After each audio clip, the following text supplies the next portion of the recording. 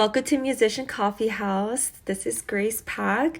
Thank you for tuning in again. I know it's been a while since I've been posting, but here I am again, sharing wonderful stories from outstanding musicians out in the world who I've met by far. And today we have a special guest today named Tomas. So hi, Tomas. Hi Grace. Thank you for having me. Of course, likewise. Thank you so much for your time and just wanting to be one of our guests today. So yes, today's title is definitely called Maestro's Melodies. Tomas here, he can definitely tell you about, who he is and what he does. And it's going to be a bunch of words of wisdom. So if you have a paper and pencil, just write notes. But yes, Thomas, so what are you drinking today? So today I have my homemade cappuccino from an espresso brand, and I got my water as well. That's so nice. Yes, we always need water. Yeah. For sure. Yeah, awesome. I just have my citron tea. Yeah, because I'm a little sick today, so I'll be coughing here and there, but I'll do my best. That's fine. But yeah, so Thomas, tell us about yourself. Basically, I'm from a little town from a country called Czech Republic in Europe, and I'm coming from a family of 12 kids, and my heritage is Roma. Some people call it a Gypsy/Roma, and I started to play piano when I was 5 as a self-taught, because my dad was kind of wanting me to be a musician or a pianist or whatever. And I was until age of 12 self-taught. So I was basically playing music, gypsy music, which in our household, in our house, it's being played every day, Roma music. So I was kind of basically transcribing and learning by ear all the music what my parents liked. So I basically developed my own technique, and my ear training was actually fantastic, because I was able to transcribe or learn those songs later on. Even just one time I listened to any song and I was able to play that song already, and coming up with my own accompaniment and basically kind of a little bit variations on that songs. Yeah, and then I believe in age of 12 or 13 I started to go to like a music school and learn like scales and reading sheet music. That was a little bit problematic, because because it was, they basically tried to me to learn how to follow the rules, and it was a little bit hard for me, because before that I didn't have any rules. The music was freedom for me. But it was definitely important part of the journey, the learning the sheet music. And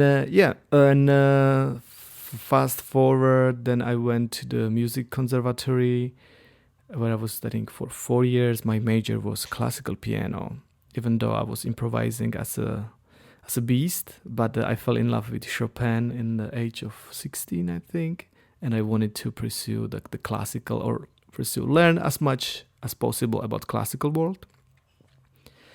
And after the 4 years at the conservatory, I went to Academy of Performing Arts in Prague, which is the best school in the country, where when I finished my master's degree in classical piano.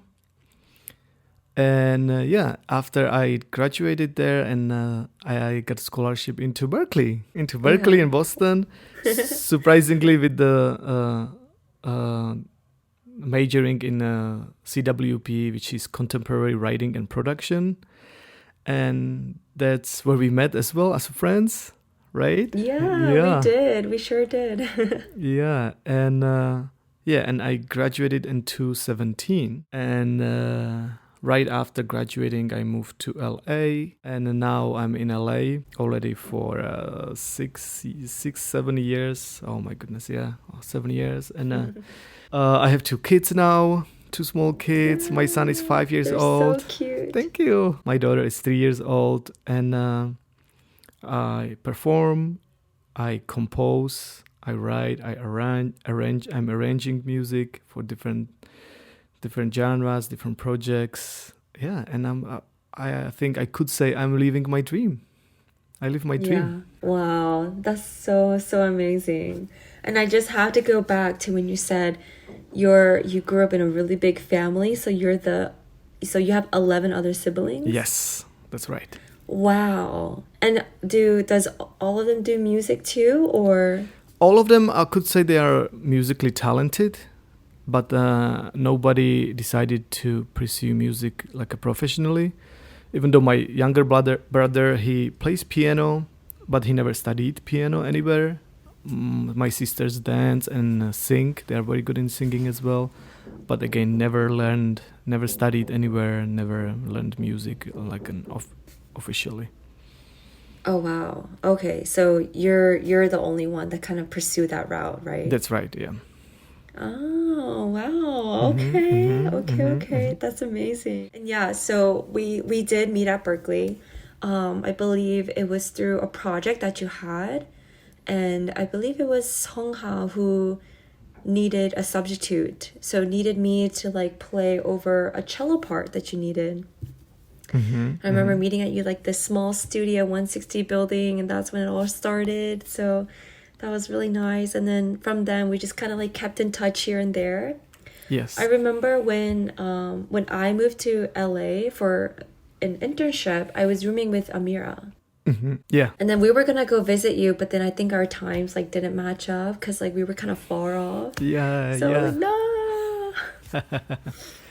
Yeah. Yeah, that's right. Yeah. I have to ask, like, after going through so many like music schools, like master's degree, what made you attend Berkeley? Like, I know you got a full ride there, but then what was your motivation behind it? I think I could say Berkeley was always a dream of mine since I knew about Berkeley, which was, I believe, around the age of 15. I heard the name Berkeley, that many jazz musicians go there, and like only the best jazz musician. So the reputation in Europe or in my country about Berkeley was and is that it's the best jazz school in the world, which is not entirely true, but that's what we kind of know about Berkeley in my country or in Europe, I would say. And in that age 15 and 16, I was kind of I went into jazz by myself, like listening to a lot of like Oscar Peterson and those kind of musicians. And that was kind of one of my dreams too. How great it will be if I can be in this best school in the world, right, for jazz. And after finishing all my studies in the classical field, I kind of realized that the classical music, it's beautiful, of course. But by studying so many years classical music, I kind of realized that I don't need any teacher anymore.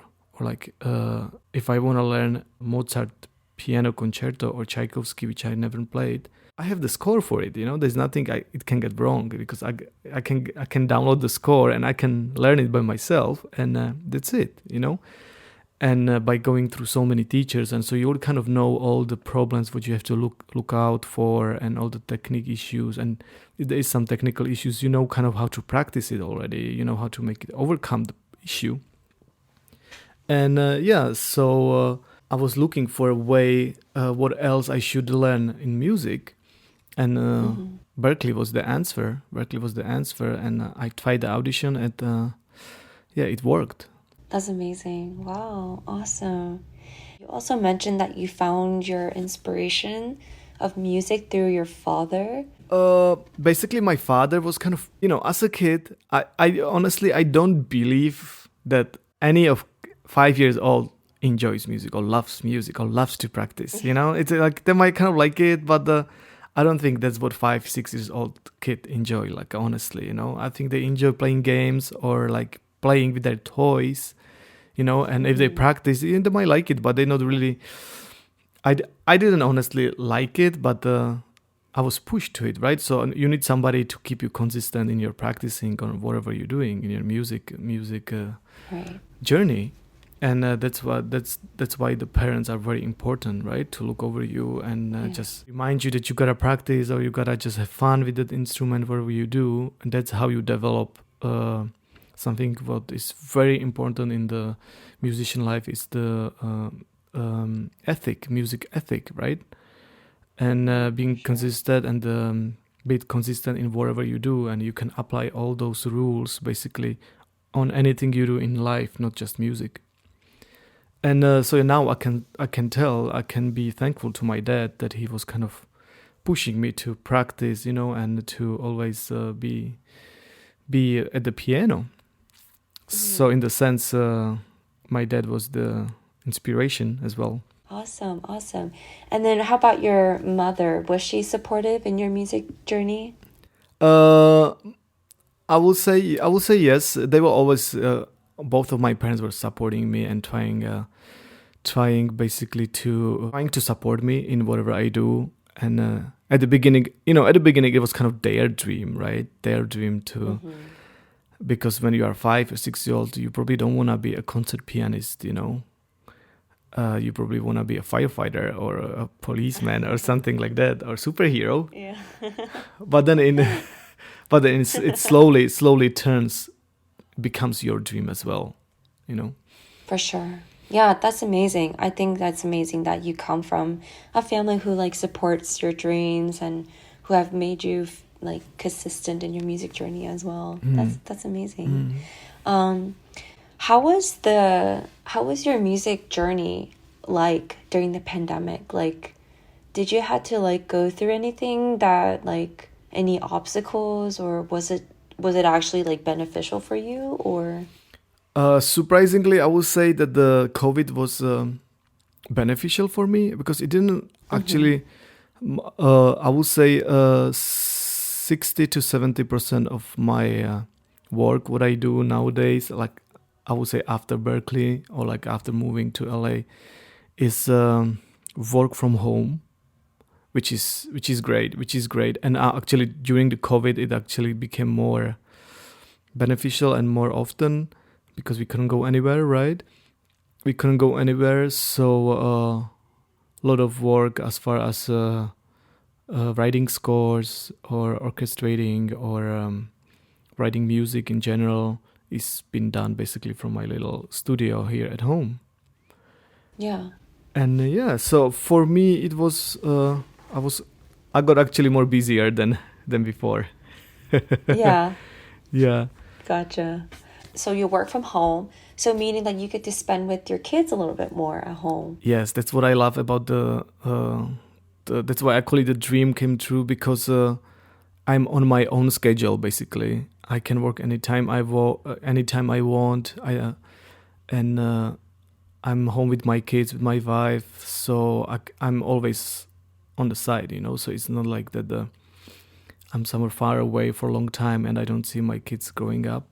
And so I'm present basically all the time, So and that's and I think it's it's something what can be really replaced, the presence, to be present with your kids, especially in this early age. Yeah, that's beautiful. That's amazing. Yeah, because I was just gonna ask you, how do you balance out your career with your own personal life, but you really won the jackpot of just working from home. No, but and you're living the dream. Yeah, of course it has its own obstacles too, having small kids and being home, because as you said, the time management, it gets tricky, right? So now now they are both going to preschool, so it's easier, but still when they come home, they want to play with you, you gotta do so many stuff with them, and so I had to even I think that's what I learned at Berkeley, actually, the time management, because there was so many stuff you had to do at Berkeley, so many homeworks, and you had to do so many research and also networking, and you have to find people to play for you and to record some project for you, and you had to still practice your own instrument and do this and this.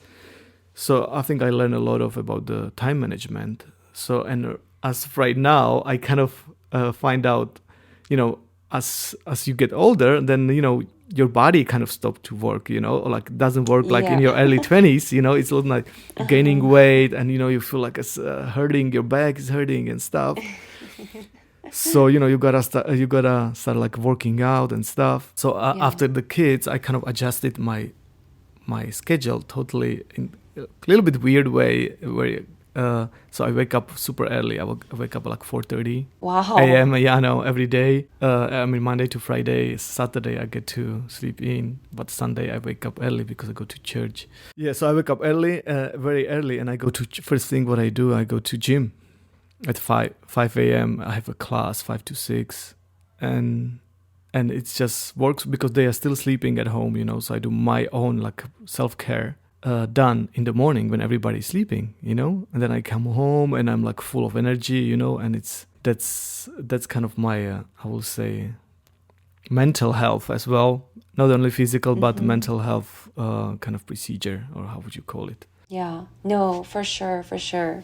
And when you mentioned about church, I was just gonna ask you, like, I feel like LA, personally for me, it was really difficult to maintain not just only going physically to church, but also faith as well, because you're surrounded with so many creatives who really would do anything to be at where they want to be. And it's just like I don't know, there's this like quote where like, oh yeah, it's like you won't find Jesus in LA or something like that. How do you balance out with you being involved in the music industry, but at the same time like walking in faith through that? So before I actually came to, I was always a religious person, but in Europe the churches just works differently. It's very, very traditional and very kind of strict. You can't even talk in the church. It's very like Catholic, like all the statues everywhere, and it's super cold in the church, even though it's super hot outside or super cold outside. Very Gothic almost, it's different. And here, when I came here, actually in LA, so I found a job. For the first couple months, I got a job as a pianist in the church.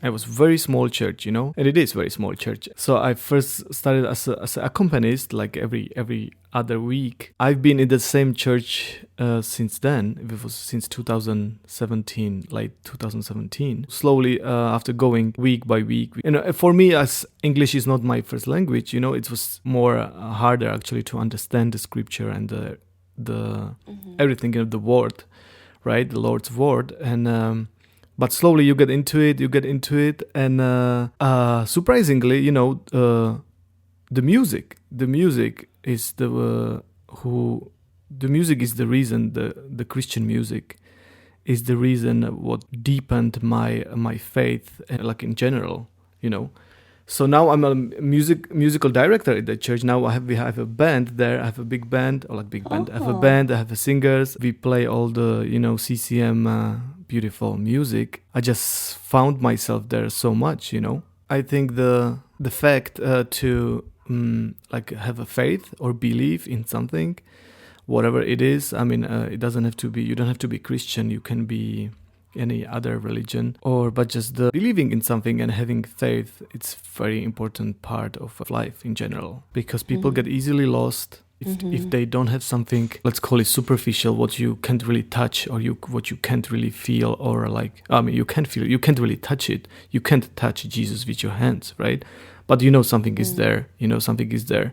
I think that's the very important part of should be part of everybody, every human being. That's my opinion. Yeah, no, for sure. I think that's a really, really good point. I think I always put you at such a high pedestal, such as like a wise person. So like, like I just asked because I was just curious, like what your process was. I kind of knew that you were like in good hands anyway, so. Thank you. And how often do you get called to travel? Usually it's a couple times in a year. It used to be more often, but after the kids, and I kind of got used to it, bit around. So I got a manager who is taking care of my gigs in the Czech Republic, and she basically takes care of all the marketing and all the stuff, and finding the gigs. And in my country, it's very easy. It's very easy for her because I'm well known, and kind of everybody wants to get me there, Yeah, for sure. And here I'm going just 3 times. Which is more than enough, because one of the trips is like 3 weeks, so I'll be 3 weeks gone, which is a tour. So I will have about 13 shows in 20 days, and I'm trying to like condense it in 2 weeks at max, to be gone at 2 weeks at max. Yeah. Are you just doing this by yourself, or is your wife helping you? Because I know she also went to Berkeley too, right? Yeah, my wife went to Berkeley. Her name is Grace too. She was a singer-songwriter. I've done some projects with her. I invited her to she collaborated with me on some projects what I had.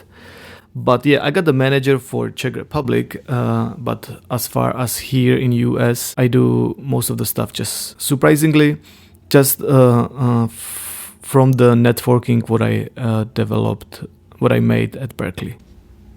Yeah. What would you say like your most proudest moments would be? Like it could just be more than one. Something that like you've accomplished and you were like, wow, this is like You mean I'm so proud of it. You mean in my career or in my like life overall? Yeah, let's say career. Yeah, in the career it'll be probably the Carnegie Hall recital. That was actually what kind of changed my career a lot. Yeah. Because back home, if you say you had a recital at Carnegie Hall, you are like you're a god almost. It's like it's the same thing like you said. It's same thing you said. You graduated Berkeley, right? It's a big deal, It's a big deal for them, And so that was a kind of starting point. And then recently, last year, I had a big concert in Prague, where the president of the country was in the first row with his wife, and tons of the politicians were there attending my concert. It was actually followed by, I don't know if you saw that, but I also got an honorary silver medal from the president, like those people. I got this actual medal like for life achievements. I was like, what the? I was like, hey, I'm not 60, 70 years old yet, But yeah, this like the reason, like the official statement of that was like for inspiration to like a young generation, So which was big honor, big honor. And they usually choose like about 12 or 13 people from the country a year, mostly like people from like sports, or like I was the only one from the like a musical scene. Yeah, so it was a big deal. Wow. Yeah, that's definitely huge. Like you're definitely way and beyond for sure. Oh my goodness. Wow. The Lord is just like blessing upon your life so much. Yeah, I think so. I'm grateful. What's 1 or 2 life advices that one of your mentors or coach have said to you that you keep till this day? One of my mentors back home, she always used to tell me, you gotta be honest to your music. Meaning whatever you play, whatever style of music, whatever, you gotta believe in it, and you gotta feel it. If you not gonna believe in it, then the people are not gonna believe in it, the audience. Right. Yeah, so that was I think very important kind of lesson. Like generally about music, I think it all comes to the fact what kind of human being you are. It all, whatever you do in your life, if it's music or any type of art, any type of job, it becomes what kind of heart you have, what kind of person you are. And I think because music is just just the third person basically to project your feelings, right? And who you are. So that's why I think it comes down what kind of person you are. Yeah. You gotta always strive to be the best version of yourself you can be.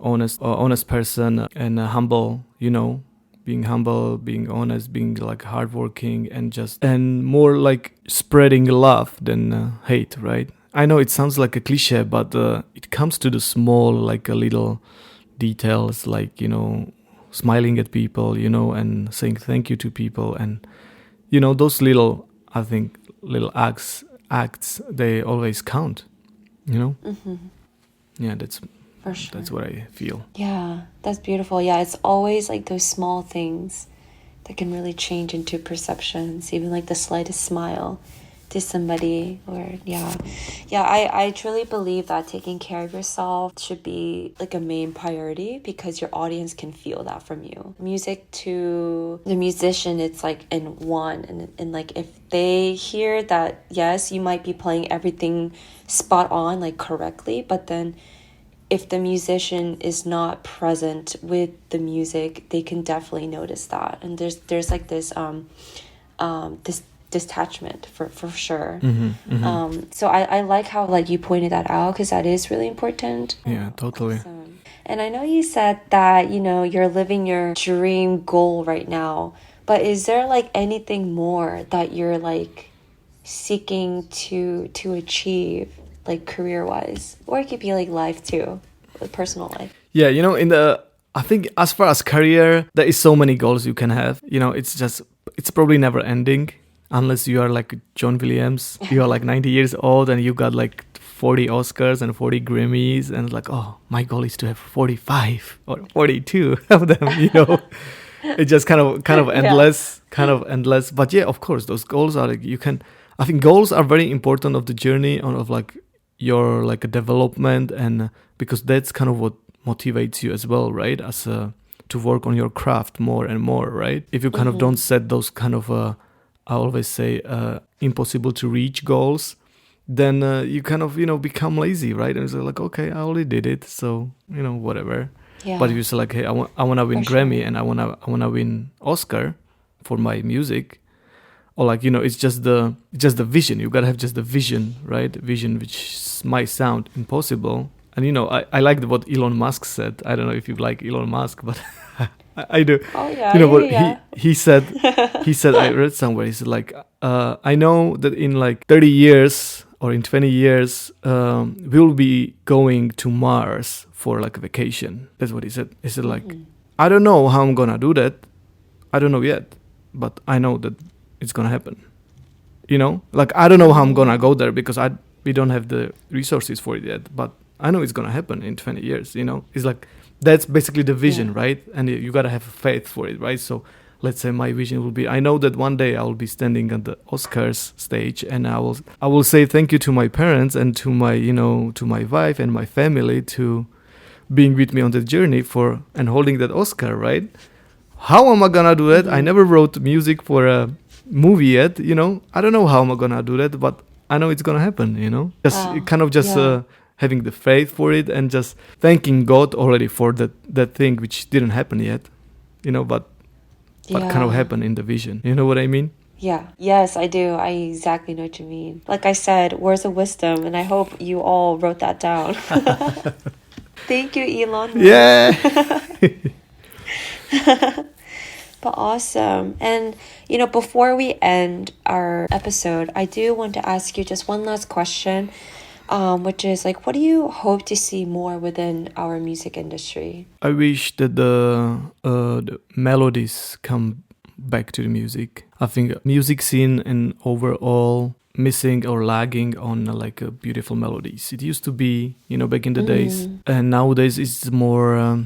It's missing. It's more missing the melodies. I hope that the beautiful melodies will come back to our music. For sure. I know exactly what you're saying. It's like nowadays, I feel like trend setting is the goal, where you kind of like pop off for a couple weeks, months, and then next music trend comes. So it's just kind of like, being kind of forgotten instead of like an actual like great quality of music.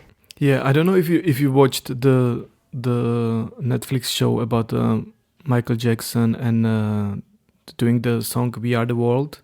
If you remember. Oh yes, I watched that. I love that song. If I just by watching that video, and I actually didn't know even how it happened. It just kind of It's what it was like. What it's 30 years ago. 30. It was in the 90s, right? Yeah, About 30. yeah, it was around.